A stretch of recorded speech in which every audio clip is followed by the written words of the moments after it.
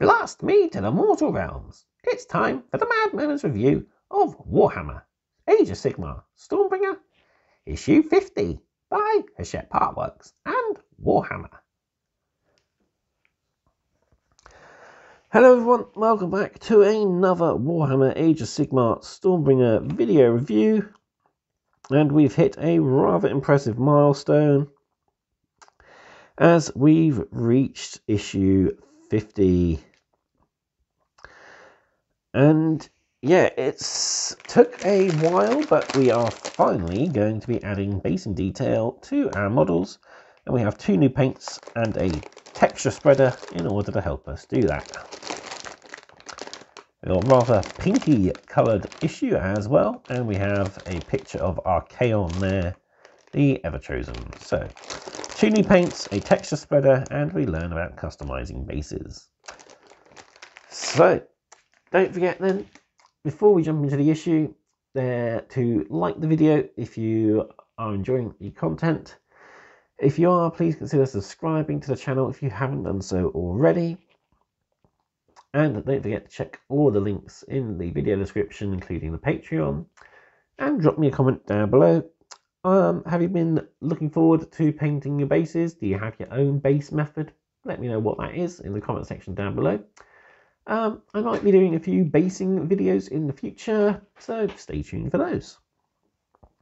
Alright, let's dive into this issue and get to the basics. Right.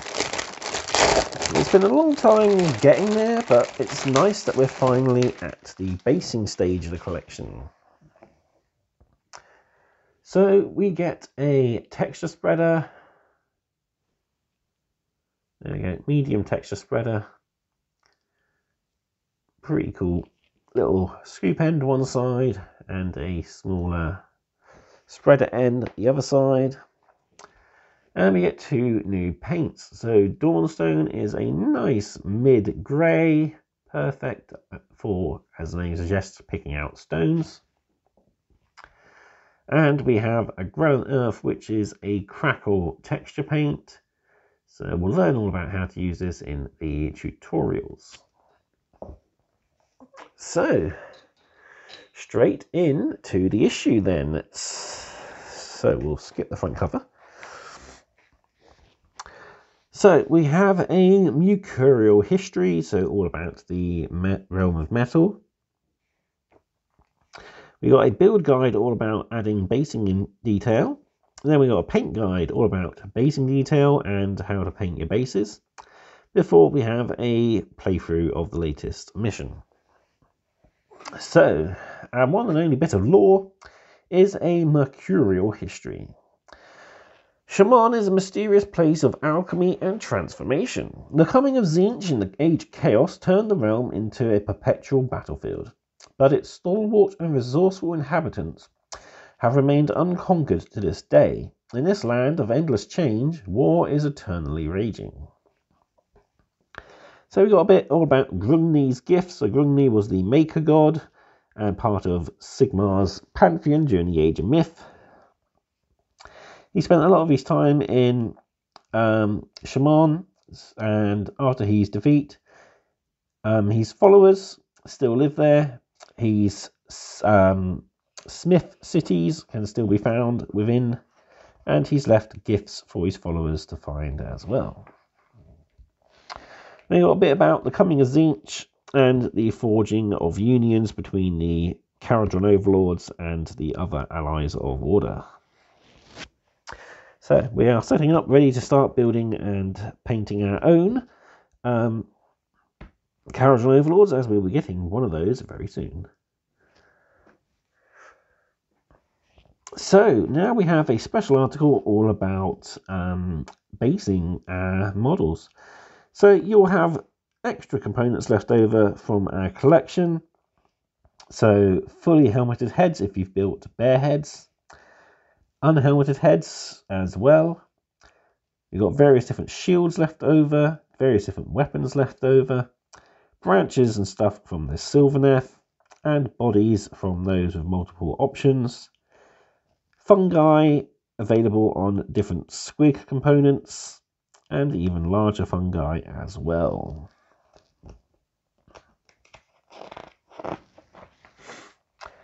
So if you're going to use a Stormcast head, you want to cut off the peg, angle it up a little bit, file it flat, and then you can stick it to your base. Shields, make sure you clip away the arm from the underside, smooth it flat with your mold line remover, and then you can glue it down. Same for the gut ripper shields, remove the arm slowly in chunks with your clippers, filing it flat with your mold line remover, and then cut it at an angle to bury it into the ground a bit. When it comes to using a gut ripper spear, we can simply cut the arm off, file away the hand, filing it flat, leaving you with the full spear. Same for the Tree Lord's staff, cut the hand away. Then we can cut it down into smaller components to make lengths of tree trunk. Same can be done for the extra heads that come with the Tree Lord kit. So you can cut the larger horns off and make those into branches and vines. Mushrooms, you want to glue the two halves together, remove the base, and yeah, glue it down as you see fit. Excuse me. Finally, we got a tutorial on how to make some custom rocks. So use your clippers to remove a clean and straight length from an empty sprue. Clip small bits off the length of the sprue and leave irregular rounded ends. Clip the end off the length, then repeat the previous step on the area you've just clipped. Use your mold line remover to clean up and smooth out your rocks. And you can glue these down across your various different models. So fewer bits are needed on models of sculpted bases, small bases, or have a large base coverage area. But you might want a few more pieces on plain bases, large bases, and you have less detail. You want to find the right balance. This one here, we got too much, but this one here is just right, a few stones and a shield. So gluing the bits to bases, you want to clean up any areas of paint that you've made with your mold line remover. Put some glue down and glue on your detail. And here we see a few bits added on to some of our other models. So we've got the Auric shield there, we've got some rocks, Stormcast head, a tree branch with a little owl and a snake spite coming out of the skull. So yeah, pretty cool. Moving on then, we got our paint guide, and this is all about using our basing paint. So we got a tutorial on what a texture spreader is and what Agrellan Earth is. You want to make sure you put this on quite thickly, depending on the type of cracking you want. So if you put a thin layer on, you will get very small and multiple cracks. But if you put it on nice and thick here, you'll get larger cracks showing through the basing layer underneath. So we got how to apply it. Scoop it up on the large flat end, apply it to the base and spread it around to the smaller end. Might want to use an old brush, don't use a new brush, as you will end up ruining the brush in question when you get to areas near the feet of models. So how to base your collection. First you want to paint the entirety of the base with catch and flesh. A couple of layers would be best, just to make sure you have a solid coat. Apply your texture paint. Once that's dried and cracked, shade with Agrellan Earth shade, dry brush with Wraithbone, and finish the base rim off with catch and flesh. Then we got a tutorial on how to paint bases for those that have detailed bases. Pick out any rocks and stones with Agrellan Earth shade, Cornex white, then Agrellan Earth shade, then dry brush Cornex white. Paint the dirt with catch and flesh, non-oil and dry brush with Wraithbone. paint boggy ground with Dawnstone, Agrellan Earthshade, and Dry Brush Corax White. Pools of goop, Inky by Darkness. Squat grots with Auric Flesh. Shields, a Lead Belcher. Same for weapons and other details. Stormcast heads you want to pick out with Retributor armor or the colour of your opponent's Stormcast. Barrett Burgundy for the mushrooms, Wraithbone for any skulls and ropes, as well as reeds. Black for any little spiders. And coal, painting the backing of the shields with black, joints in the armour on a Stormcaster black. Wood, picked out with Catch and Flesh, same for any leather details and the reeds. Corax White for the top of the mushrooms and the spikes. And the puffballs spewing out their clouds of gas. Then we use Mephiston Red to pick out the caps of certain mushrooms. Mephiston Red again for the Auric shields, or however your opponent is painting their shields. Runelord Brass to pick out any little details. And Wraithbone to pick out the tusks. Agrellan Sunset to pick out eyes and the Moon Clan symbols. Then we shade all these areas, so Inky by Darkness and Metal and Barrett Burgundy and the wood with Null Oil. Agrellan Earthshade on the Mephiston Red details as well as the Runelord Brass details. Phony and Camera Shade for our grot. Skeleton Horde for our nets. Griff Charger Grey for mushrooms, spikes and the puffball smoke. And Rightcon Flesh Shade for any gold and yellow details. And we got a reminder of that basing tutorial there from the previous page. And some finished examples of our models. So yeah, pretty cool. Really liking the grey effect they've done on Molog and his mop.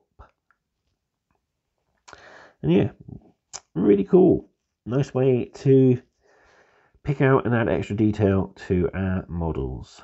So moving on, we've got a battle for the week, and this is Fury of the Forest.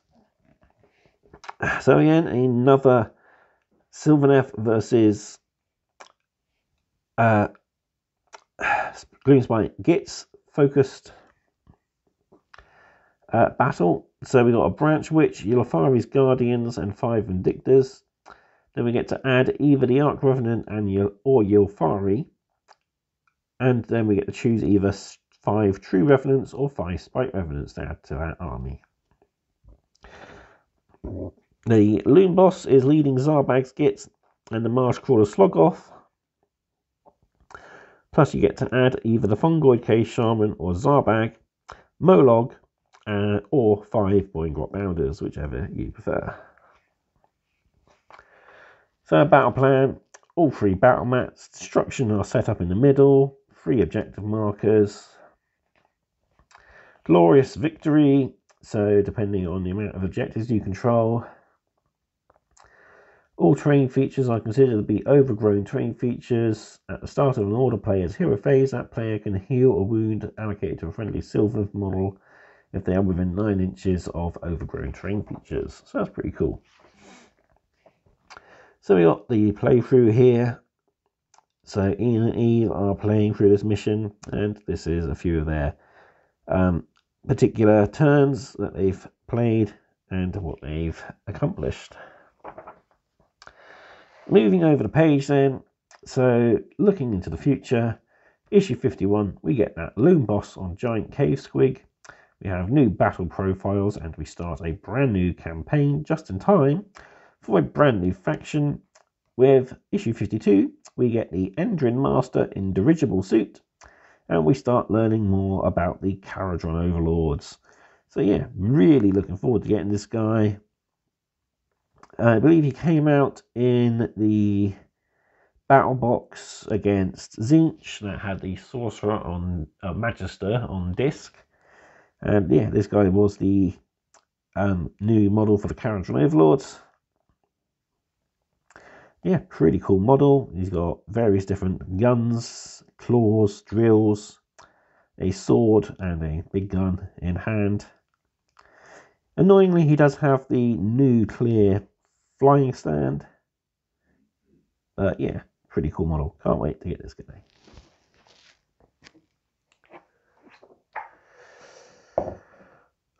Right, that's it for this issue. Pretty good and in-depth issue for basing, which is very handy. So yeah, it's nice that we get a dedicated full issue to putting detail on our models' bases. So we got a how to add detail and how to paint the detail articles, which is all very handy. Yeah, we get 2 new paints. So Dawnstone is pretty good paint. I have in my collection quite a few pots of. One I use a lot. It's a good grey, used for highlighting a lot of things. And Agrellan Earth is a good paint. Top tip to get better cracks is to use a hairdryer or leave on a radiator on a low heat, just so it helps the cracks break up a little better. Yeah, the texture spread is good. It's nice that we get one with the issue, because normally these are about £4. So yeah, pretty good valued issue, I think. Let me know what you thought of the issue though in the comment section down below. That's all I have to say for this issue, so thank you all very much for watching, and until next time, stay safe and happy hobbying.